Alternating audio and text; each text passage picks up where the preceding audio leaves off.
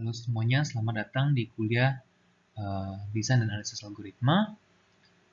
Di sini saya akan menjelaskan istilah-istilah yang akan kita gunakan untuk mendiskusikan algoritma. Apa sih algoritma itu? Jadi, algoritma itu adalah barisan instruksi-instruksi atau langkah-langkah yang well defined. Ya, dan dia menerima sebuah value atau sekumpulan value sebagai masukannya atau input, dan kemudian menghasilkan suatu value atau suatu nilai atau sekumpulan nilai sebagai output. Nah, yang perlu diperhatikan di sini dia berupa sequence. Sequence ini kan barisan ya. Jadi, barisan itu yang penting adalah urutannya. Jadi, urutannya harus jelas apa yang dilakukan dulu. Berikutnya apa, dan seterusnya. Kemudian, instruksi-instruksinya harus well defined. Nah, ini tergantung siapa yang menjalankan algoritmanya ya. Jadi, pastikan instruksi-instruksi itu bisa dilakukan oleh mesin atau orang yang menjalankan algoritmanya. Nah, kemudian tentu komponen pentingnya adalah dia punya input atau masukan dan output atau luaran. Nah, algoritma ini adalah alat yang digunakan untuk menyelesaikan masalah yang harus well specified, ya. Jadi harus jelas nih apa inputnya, kemudian harus jelas juga outputnya seperti apa yang diharapkan, ya. Nah, untuk itu kita mau semua soal-soal atau masalah-masalah yang kita deskripsikan nanti atau kita selesaikan pakai algoritma itu punya statement of the problem ya atau problem statement. Nah, statement of the problem ini menspesifikasi ya secara umum apa inputnya dan apa outputnya, hubungannya apa ya. Nah, nanti algoritma ini nanti menjadi benang yang menghubungkan antara input dan output ya. Jadi dia mendeskripsikan langkah-langkah untuk mencapai output dimulai dengan input. Nah, di sini saya akan memberikan contoh problem statement untuk suatu masalah yang namanya sorting problem atau masalah pengurutan. Nah, problem statement itu bentuknya sederhana sih ya, cuman harus benar-benar spesifik. Yang pertama ada input dan kemudian ada output. Nah, inputnya di sini dibilang inputnya adalah a sequence of n numbers A1, A2 up to AN. Jadi di sini inputnya masalah ini menerima sebuah barisan yang berisi n buah bilangan. Nah, kita sebut bilangan itu A1, A2 sampai AN. Kemudian outputnya, katanya di sini adalah a permutation atau reordering atau pengurutan ulang.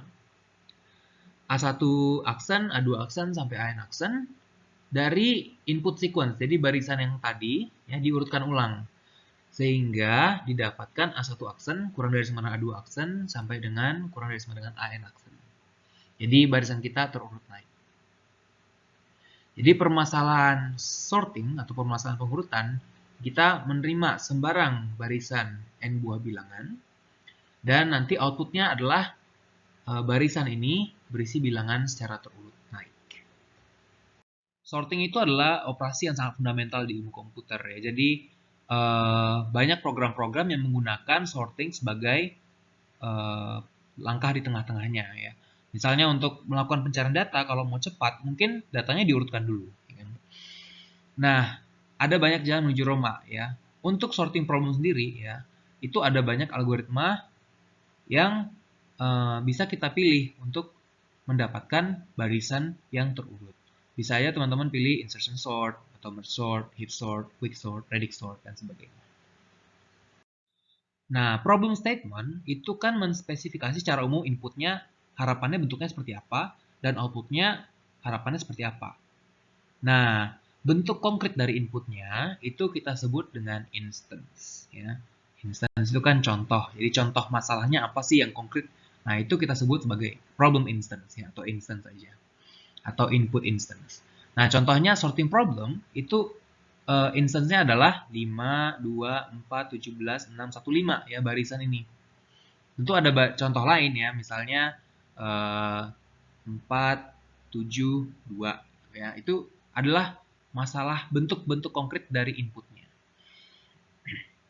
Nah, for each instance ya, untuk setiap macam instance yang sesuai dengan spesifikasi inputnya, algoritma yang benar harus memproduksi atau menghasilkan output yang diharapkan. Ya.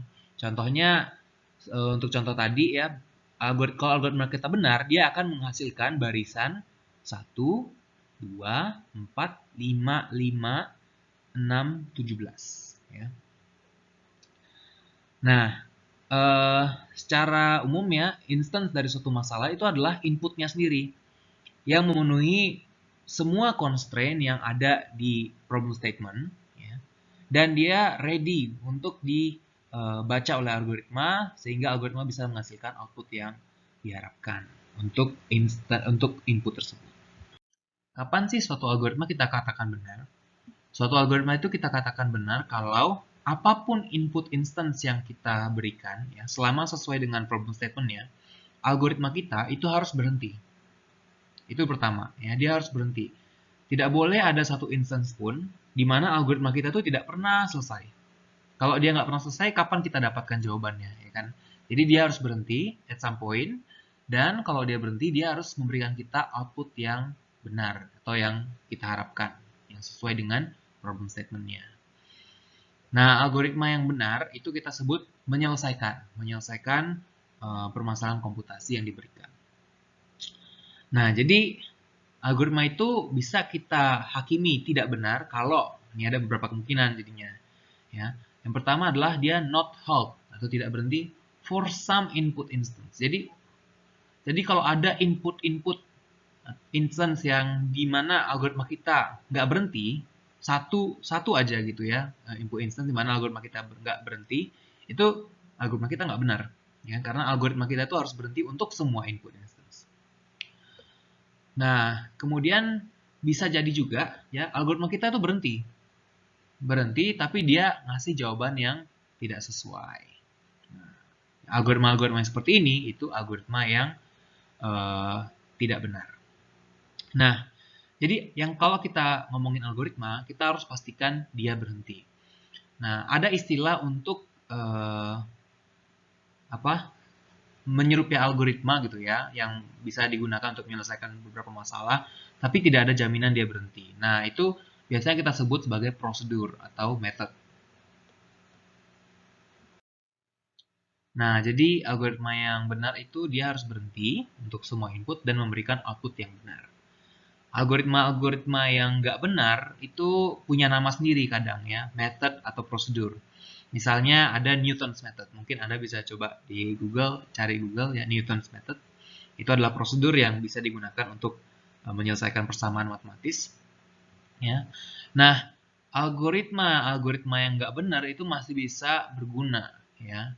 Contohnya nih, misalnya algoritma kita punya error, jadi dia memberikan output, dia selalu berhenti, tapi dia memberikan output yang mungkin sedikit melenceng dari outputnya. Ya, nah ini selama outputnya itu mungkin kita tahu jaraknya dengan output sebenarnya atau nilai yang kita harapkan, misalnya kita tahu selisihnya maksimum 0,001 misalnya.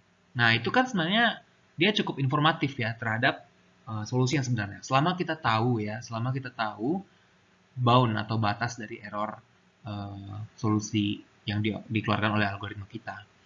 Contoh lain misalnya algoritmanya random. Ya. Algoritma itu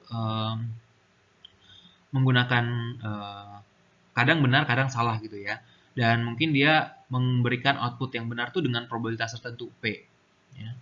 Nah kalau P-nya unknown atau kita nggak tahu nih P-nya berapa, kita nggak bisa menganalisis berapa peluang dia memberikan jawaban yang benar. Nah, algoritma kita itu useless, nggak berguna jadinya. Kita nggak bisa dia mengeluarkan sesuatu itu kita nggak bisa mengatakan seberapa yakin kita dengan keluaran dari algoritma itu. Nah, kalau seandainya P-nya kurang dari setengah ya dan jawabannya lebih dari yes atau no ya, algoritma kita juga nggak berguna ya, jadi nggak reliable. Tapi kalau seandainya peluang benarnya itu lebih dari setengah, itu algoritma bisa kita ulang-ulang ya. Nanti kita lihat tuh output yang paling sering muncul itu bakal kemungkinan besar jadi output yang benar ya, yang diharapkan sesuai problem statement-nya dengan probabilitas yang sangat tinggi. Bisa mencapai 99,99% itu bisa. Ya. Nah, contoh yang populer adalah algoritma untuk mencari bilangan prima yang besar. Itu menggunakan keacakan. Nah, algoritma itu bisa kita spesifikasi atau deskripsikan menggunakan bahasa Indonesia, bahasa Inggris, ya, bahasa manusia. Itu selama instruksinya urutannya jelas dan juga instruksinya itu memang bisa dieksekusi, ya, bisa dijalankan oleh subjeknya, ya, atau well defined bahasanya. Nah, selain itu juga bisa menggunakan pseudocode. Pseudo itu kan menyerupai tapi tak sama. Kode di sini merefer ke bahasa pemrograman. Jadi kita mungkin mendeskripsikannya menggunakan cara-cara penyajian langkah-langkah seperti di bahasa pemrograman, misalnya while loop, for loop, ya, terus function, return, if else, ya, terus mungkin assignment variable, cara mengakses array itu kita pinjam, ya. Tapi kita nggak begitu strict mengikuti tata bahasa dari bahasa pemrogramannya lagi, karena mungkin tujuan kita mendeskripsikan algoritmanya untuk dibaca manusia, bukan untuk dibaca oleh komputer. Bisa juga menggunakan komputer program untuk menspesifikasi algoritma. Nah, ini algoritma kita siap dijalankan di komputer. Dan tentu kalau udah dijalankan di komputer, otomatis semuanya jadinya. Tapi mungkin kalau dispesifikasi dalam komputer program, manusia yang sulit membacanya. Karena mungkin harus tahu spesifik implementasi di bahasa programan tersebut seperti apa. Ya. Bisa juga dalam hardware design, ya. Misalnya komputer kita sendiri, ya, alur-alur datanya seperti apa, itu dispesifikasi dalam bentuk hardware. Misalnya lagi contoh lain adalah vending machine, ya, untuk beli minuman misalnya. Yang tidak pernah lepas dari algoritma sebenarnya adalah struktur data. Ya, meskipun kuliah kita namanya desain analisis algoritma, sebenarnya kita juga mempelajari struktur data, ya. Dan kita akan mempelajari banyak struktur data di kuliah ini. Jadi struktur data itu adalah cara kita menyusun data-data, ya, bagaimana cara kita mengorganisasikan data-data, sehingga kita tahu tuh cara mengaksesnya kayak mana dan cara memodifikasinya bagaimana. Jadi di algoritma spesifikasinya jelas gitu untuk struktur data seperti apa. Tidak ada struktur data yang paling baik untuk semua tujuan. Jadi kita perlu tahu tuh kekurangan dan kelebihan masing-masing struktur data. Nah, algoritma yang baik itu pasti menggunakan struktur data yang baik. Nah, untuk menguji pemahaman teman-teman terkait materi di video ini, coba teman-teman cari tahu di internet tentang algoritma-algoritma ini. Ya, ada nama algoritma yang saya tuliskan di sini. Coba teman-teman cari tahu dia menyelesaikan masalah apa sih. Ya. Nah, teman-teman coba tuliskan secara hati-hati apa problem statement-nya. Jadi apa inputnya, apa outputnya. Ya. Kemudian coba berikan beberapa problem instance-nya. Dan untuk masing-masing problem instance kasih tahu apa output yang diharapkan. Nah, coba teman-teman cari untuk masing-masing algoritma ini problem statement, problem instance, dan outputnya.